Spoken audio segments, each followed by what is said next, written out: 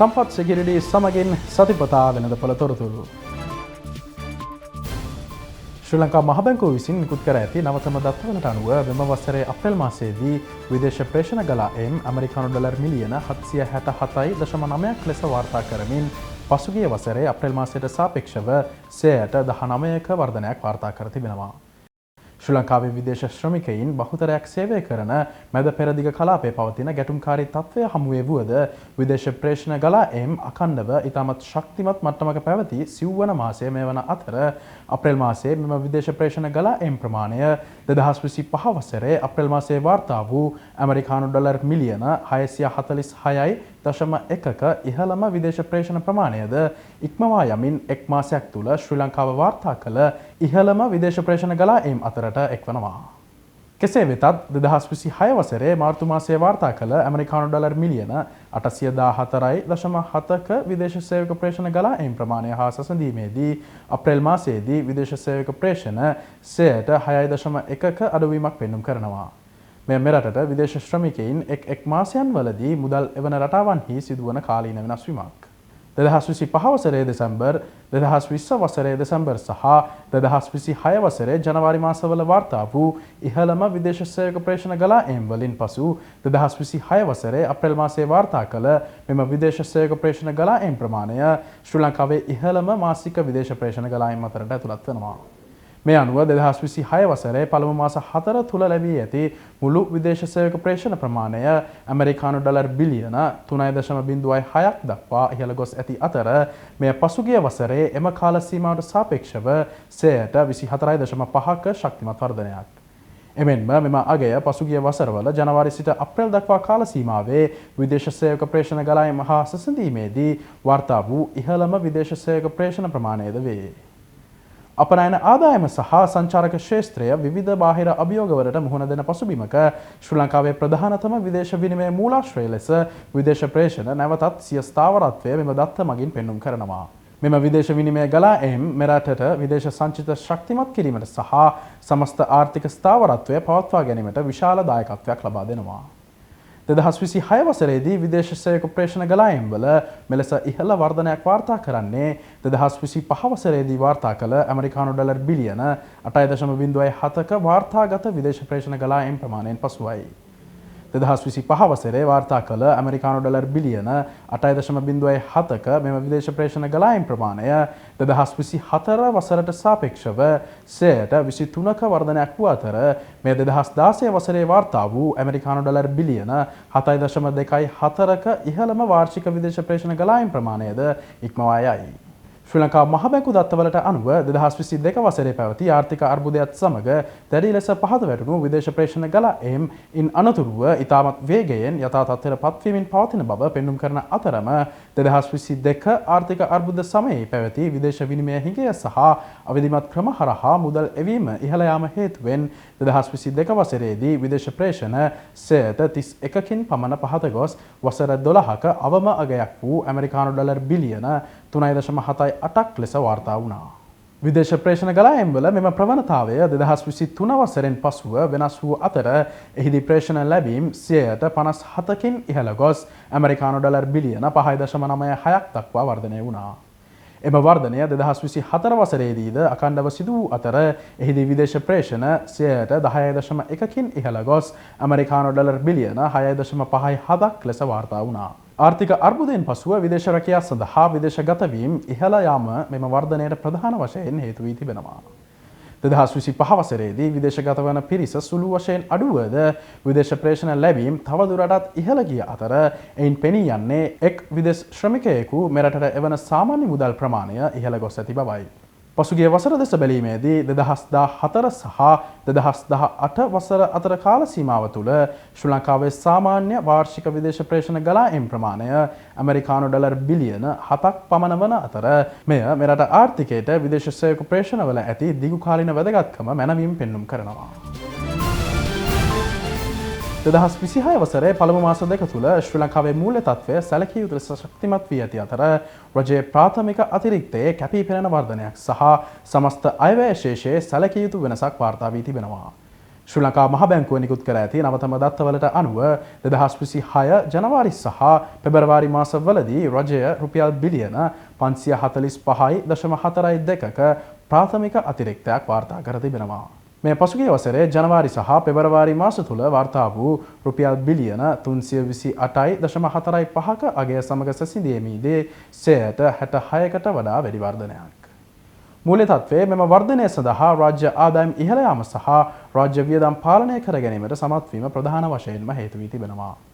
මේ අතර 2025 වසරේ අදාළ කාල සීමාව තුළ රුපියල් බිලියන 86.62ක අයවැය හිඟයක් වාර්තා වුවද මෙම වසරේදී රුපියල් බිලියන 169.71ක සමස්ත අයවැය අතිරික්තයක් වාර්තා වී තිබෙනවා. මේ පසුගිය වසරට සාපේක්ෂව 296ක පමණ කැපී පෙනෙන වර්ධනයක්.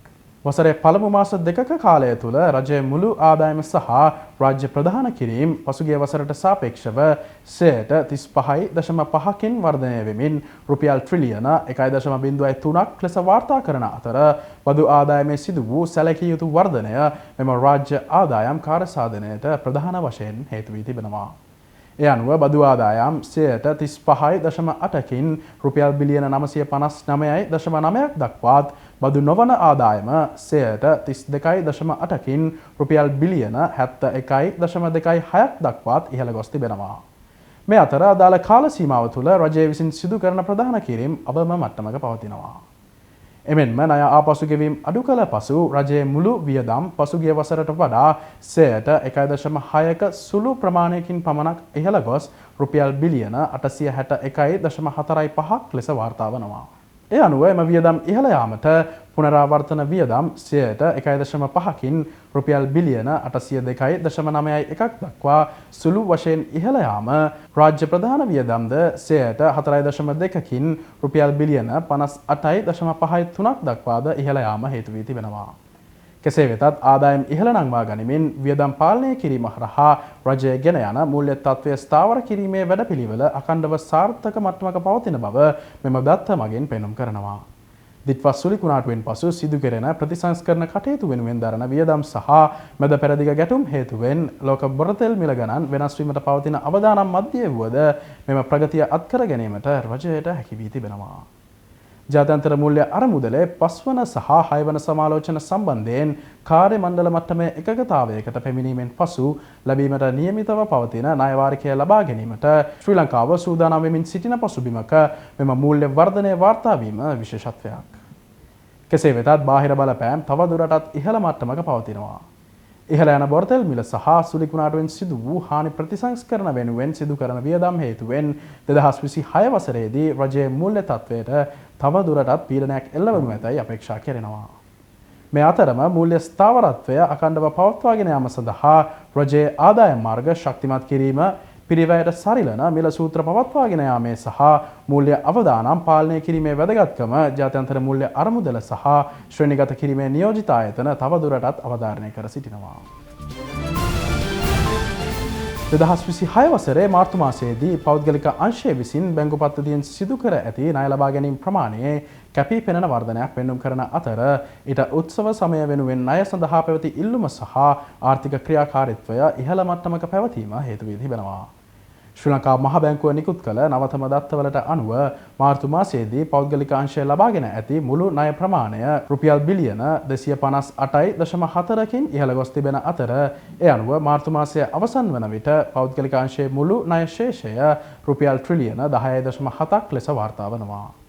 මේ ගත වූ මාස 12ක කාලය තුළ පෞද්ගලික අංශයේ ණය ලබා ගැනීම වල වාර්තා වූ දෙවන ඉහළම මාසික වර්ධනයයි. එම කාලය තුළ ඉහළම මාසික වර්ධනය 2025 වසරේ නොවැම්බර් මාසයේදී වාර්තා වූ අතර එම මාසයේදී පෞද්ගලික අංශයේ ණය ප්‍රමාණය රුපියල් බිලියන 263කින් වර්ධනය වී තිබෙනවා.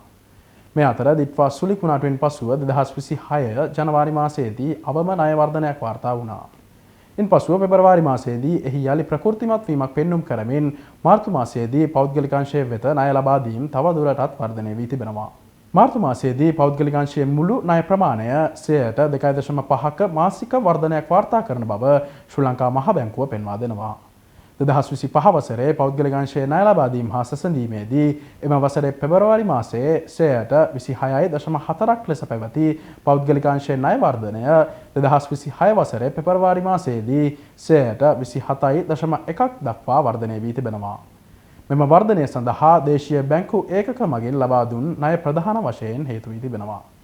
මෙම වසරේ මාර්තු මාසයේදී දේශීය බැංකු විසින් ලබා දී ඇති ණය ප්‍රමාණය රුපියල් බිලියන 259.9කින් ඉහළ ගොස් ඇති අතර ඒ අනුව එම ණය ලබා දීම් ප්‍රමාණයේ මුළු වටිනාකම රුපියල් ට්‍රිලියන 10.14ක්. දේශීය බැංකු ඒකක මගින් ලබා දුන් ණයවල වාර්ෂික වර්ධනය 29.3ක් දක්වා ඉහළ ගොස් තිබෙනවා. එමෙන්ම විදේශීය බැංකු මගින් පෞද්ගලික අංශය වෙත ලබා දී ඇති ණය ප්‍රමාණය මාර්තු මාසයේදී රුපියල් බිලියන 556.2ක් දක්වා 2.7කින් සුළු වශයෙන් පහත වැටී තිබෙනවා. මේ අතර රජය වෙත ලබා දී ඇති ශුද්ධ ණය ප්‍රමාණය මාර්තු මාසයේදී රුපියල් ට්‍රිලියන 8.13ක් දක්වා සුළු වශයෙන් අඩු වී තිබෙනවා. ඒ අනුව මෙම ණය ප්‍රමාණය පසුගිය වසරේ මෙම කාල සීමාව හා සැසඳීමේදී 2.7කින් පහත වැටී තිබෙනවා. රාජ්‍ය සංස්ථා සහ රජයට අයත් ව්‍යාපාර සඳහා ලබා දුන් ණය ප්‍රමාණයද අඛණ්ඩව පහත වැටී තිබෙනවා. මාර්තු මාසයේදී එම අංශයට ලබා දුන් ණය ප්‍රමාණය රුපියල් බිලියන 26කින් පහත වැටී ඇති අතර එහි මුළු වටිනාකම රුපියල් බිලියන 411.2ක්. 2025 වසරේ පළමු මාස දෙකක කාලය හා සැසඳීමේදී මෙම වසරේ පළමු මාස දෙක තුළ රාජ්‍ය සංස්ථා සඳහා ලබා දුන් ණය ප්‍රමාණය 31කට වඩා වැඩි ප්‍රමාණයකින් අඩු වී තිබෙනවා. ආර්ථිකයේ ප්‍රකෘතිමත් වීම, ණය සඳහා පවතින ඉහළ ඉල්ලුම සහ දිට්වා සුළුකුණාටුවෙන් පසු සිදු කරන ඉදිකිරීම් කටයුතු හේතුවෙන් 2026 වසරේදී පෞද්ගලික අංශයේ ණය වර්ධනය අඛණ්ඩව සිදු වනු ඇතැයි ශ්‍රී ලංකා මහ බැංකුව සිය 2025 වාර්ෂික ආර්ථික සමාලෝචනයේදී සඳහන් කර තිබෙනවා. කෙසේ වෙතත් මෙද පෙරදිග ගැටුම්වල බලපෑම හේතුවෙන් ආර්ථික කටයුතු වලට බාධා එල්ල විය හැකි බවත් ශ්‍රී ලංකාවේ භාණ්ඩ හා සේවා සඳහා පවතින ඉල්ලුම ගෝලීය මට්ටමින් අඩු විය හැකි බවත් එම වාර්තාව වැඩිදුරටත් පෙන්වා දෙනවා. 2026 වසරේදී සමස්ත ණය වර්ධනය මධ්‍යස්ථ මට්ටමක පවතිනු ඇතැයි ශ්‍රී ලංකා මහ බැංකුව අපේක්ෂා කරන අතර මෙම වසරේ අගභාගයේදී එය යම් ප්‍රමාණයකින් අඩු විය හැකි බවද ශ්‍රී ලංකා මහ බැංකුව සඳහන් කර සිටිනවා. රජයේ මූල්‍ය තත්ත්වය ස්ථාවර කිරීමේ කටයුතු සහ රාජ්‍ය ව්‍යාපාර ප්‍රතිව්‍යුහගත කිරීම ඇතුළු ප්‍රතිසංස්කරණ හේතුවෙන් රාජ්‍ය අංශය ලබා ගන්නා ණය ප්‍රමාණය ඉදිරියේදී තව දුරටත් අඩු වනු ඇතැයි ශ්‍රී ලංකා මහ බැංකුවේ 2025 වාර්ෂික ආර්ථික සමාලෝචන වාර්තාවේ වැඩි දුරටත් සඳහන් කර තිබෙනවා. ඉහළ විදේශ විනිමය ගලා එම් සහ විදේශ සංචිත වර්ධනය වීමත් සමග බැංකු පද්ධතියේ ශුද්ධ විදේශ වත්කම් තව දුරටත් වර්ධනය වනු ඇතැයිද ශ්‍රී ලංකා මහ බැංකුව එම වාර්තාව මගින් පෙන්වා දෙනවා. මේ අතර භාණ්ඩ හා සේවාවල මිල ස්ථායීතාවය ආරක්ෂා කර ගැනීම සහ මහජන විශ්වාසය තහවුරු කිරීම සඳහා අවශ්‍ය තීරණ ඉදිරි ආර්ථික තත්ත්වයන් මත පදනම්ව සිදු කරන බව ශ්‍රී ලංකා මහ බැංකුව වැඩිදුරටත් සඳහන් කර සිටිනවා. ශ්‍රී ලංකාවේ දැනට ක්‍රියාත්මක වන සහ සැලසුම් කර ඇති වෙළඳ ප්‍රතිසංස්කරණ මගින් මෙරට වෙළඳ තරගකාරීත්වය ඉහළ නැංවීමටත් එමගින් අඩු ආදායම්ලාභී පවුල් ඒකකයන්හි ගෘහස්ථ පරිභෝජනය ඉහළ නැංවීමටත් හැකිවනු ඇති බව ලෝක බැංකුව පෙන්වා දෙනවා. ලෝක බැංකුව විසින් 2026 වසරේ අප්‍රේල් මාසයේ නිකුත් කර ඇති දකුණු ආසියානු ආර්ථික වාර්තාවට අනුව මෙම වෙළඳ ප්‍රතිසංස්කරණ ක්‍රමානුකූලව ක්‍රියාත්මක වීමත් සමගම මෙරට ගෘහස්ථ පරිභෝජනය 3.1කින් පමණ ඉහළ යා හැකි බවට එම වාර්තාව මගින් පෙන්වා දෙනවා. මෙම ප්‍රතිසංස්කරණවල වැඩි ප්‍රතිලාභ අඩු ආදායම්ලාභී පවුල් ඒකක වෙත ලැබෙනු ඇතැයි එම වාර්තාවේ සඳහන් වෙනවා. ආහාර පාන නිෂ්පාදනය මෙන්ම රබර් සහ ප්ලාස්ටික් භාණ්ඩ නිෂ්පාදනය වැනි නැගී එන අපනයන කර්මාන්ත සඳහා දැනට පවතින ආනයන බදු අඩු කිරීම මෙහිදී ඉතා වැදගත් වනු ඇති බව ලෝක බැංකුව පෙන්වා දෙනවා. රජයේ ජාතික තීරුබදු ප්‍රතිපත්තියට අනුව 2029 වසර වන විට වරාය සහ ගුවන් තොටුපළ සංවර්ධන බද්ධ සහ සෙස් වැනි අමතර බදු සම්පූර්ණයෙන්ම ඉවත් කිරීම සඳහා වසර 4ක ප්‍රතිසංස්කරණ වැඩසටහනක් දැනටමත් ශ්‍රී ලංකාව සැලසුම් කර තිබෙනවා. සෙස් බදු සහ වරාය සහ ගුවන් තොටුපළ සංවර්ධන බද්ධ වැනි ප්‍රධාන බදු වර්ග ඉවත් කිරීම හරහා ආනයන වියදම් 9%කින් පමණ අඩු වනු ඇති බව ලෝක බැංකුවේ මෙම නවතම වාර්තාවේ සඳහන් වෙනවා.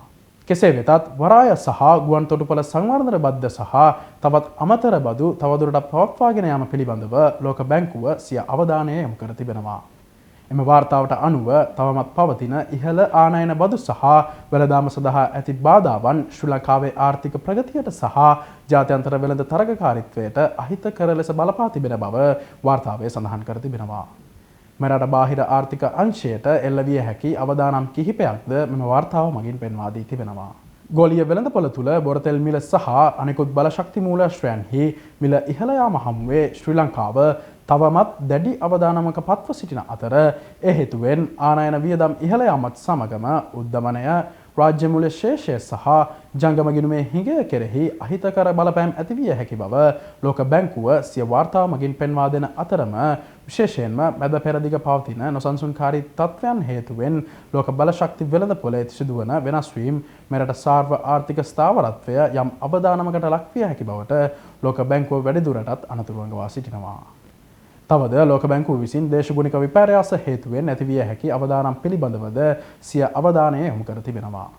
දිට්වස් සුලිකුණාටුව වැනි ස්වභාවික විපත් හේතුවෙන් ශ්‍රී ලංකාවේ කෘෂි කර්මාන්තයට බාධා එල්ලවීම, යටිතල පහසුකම් විනාශ වීම සහ සමස්ත ආර්ථික ක්‍රියාවලිය මන්දගාමී වීම වැනි අහිතකර තත්ත්වයන් ඇතිවිය හැකි බවද වාර්තාව මගින් ඔවුන් පෙන්වා දී තිබෙනවා. පසුගිය ආර්ථික අර්බුදයේ දිගුකාලීන බලපෑම් ලෙස පුහුණු ශ්‍රමිකයින් විශාල වශයෙන් විදේශගත වීම හේතුවෙන් ඇති වී තිබෙන ශ්‍රම හිගය සහ ප්‍රාග්ධන අයවැය නිසි ලෙස වැය නොවීම වැනි අභියෝගවලට තවමත් මුහුණ දීමට සිදුව තිබෙනවා. 2025 වසරේදී රජය සිය ප්‍රාථමික අතිරික්තය වර්ධනය කර ගැනීමට සමත්ව තිබුණද ණය වාරික ගෙවීම සහ රාජ්‍ය ආයතන ප්‍රතිව්‍යුහගත කිරීම වැනි කටයුතුවලදී දැඩි පීඩනයකට මුහුණ දෙන බව වාර්තාවේ දැක්වෙනවා. ආර්ථිකය යථා තත්ත්වයට පත්වමින් පැවතියද දිගුකාලීන ආර්ථික වර්ධනයක් පවත්වා ගැනීම සඳහා ව්‍යුහාත්මක ප්‍රතිසංස්කරණ සිදු කිරීම සහ ඉහළ යන ආනයන වියදම් හේතුවෙන් ජංගම ගිණුමේ හිඟය වැඩිවීම පාලනය කර ගැනීම අත්‍යවශ්‍ය බව ලෝක බැංකුව සිය වාර්තාව මගින් වැඩිදුරටත් අවධාරණය කර සිටිනවා. දැන් මෙම සතියේ පැවති භාණ්ඩාගාර බිල්පත් වෙන්දේසිය ප්‍රතිඵල වෙත යොමු වෙමු. මෙම සතියේ පැවති භාණ්ඩාගාර බිල්පත් වෙන්දේසියේදී මාස 3 භාණ්ඩාගාර බිල්පත් ඵලදා පොලී අනුපාතිකය පදනම් අංක 7කින් පහළ ගිය අතර මාස 6 භාණ්ඩාගාර බිල්පත් ඵලදා පොලී අනුපාතිකය පදනම් අංක 1කින් සහ මාස 12 භාණ්ඩාගාර බිල්පත් ඵලදා පොලී අනුපාතිකය පදනම් අංක 3කින් පහළ ගියා. ඒ අනුව මාස 3 මාස 6 සහ මාස 12 භාණ්ඩාගාර බිල්පත් ඵලදා පොලී අනුපාතික පිළිවෙලින් 8.13ක් 8.23ක් සහ 8.49ක් ලෙස සටහන් වුණා. ලබන සතියේත් නැවත හමු වෙමු. එතෙක් ඔබට ඵලදායී ආයෝජනයෙන් පිරි සුබ සතියක්.